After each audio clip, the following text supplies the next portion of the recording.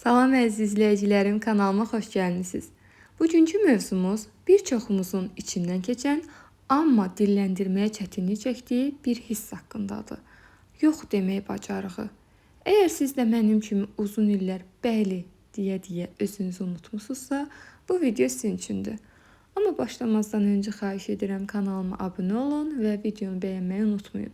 Sizin dəstəyiniz mənim üçün çox önəmlidir və məni yeni videolar üçün motivasiya edir. İndi isə keçək mövzumuza. Vaxt vardı ki, kiminsə bir köməyin dəyə bilər cümləsi mənim üçün siqnal idi. Dərhal ayağa dururdum, özüm yorğun idimmi, vacib işim var idimi, fərqi yox idi, qaça-qaça gedirdim. Bəzən kiminsə çətin günümdəyəm deməyi kifayət edirdi ki, özümün neçə gündür çətin vəziyyətdə olduğumu unudum. Getmək istəmirdim, amma gedirdim. Sadəcə ona görə ki, yox demək mənə günah kimi gəlirdi. Məni çağıran hər kəsə sanki borclu idim, amma bir şey unuturdum. Mən də insanam. İçimdə neçə getmək istəmirəm, özümə vaxt ayırmaq istəyirəm, mən də yorulmuşam cümlələri var idi. Amma onların hamısını udurdum. Sanki başqalarının həyatında xilasçı rolum var idi. Amma özüm üçün heç kim idim.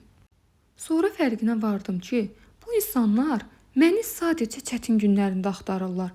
Özlərini xoşbəxt hiss etdikləri anlarda mən görünməz oluram və mən eyni səmimiyyətlə problemlərimi danışmaq istəyəndə sadəcə boş ver sözü ilə qarşılaşıram. Bir gün bir nəfər yenə zəng elədi. Bilirdim, yenə kömək istəyəcəkdi. Amma bu dəfə cavab vermədim. İlk dəfə özümü günahkar yox, azad hiss etdim. O an başa düşdüm. Yox demək bir imtina deyil, bir seçimdir. Mən birini itirmədim, əksinə özümü tapmağa başladım. İnsanlara yox dedikcə özümdə boş qalan yerləri doldurmağa başladım. Əvvəl rədd cavabı dediyim şey əslində bir xilas imiş. Yox demək egoistlik deyil, yox demək özümə dəyər verirəm deməkdir. Əgər sən də hər kəsə bəli deyib özünü unudursansa, bil ki dəyişmək olur.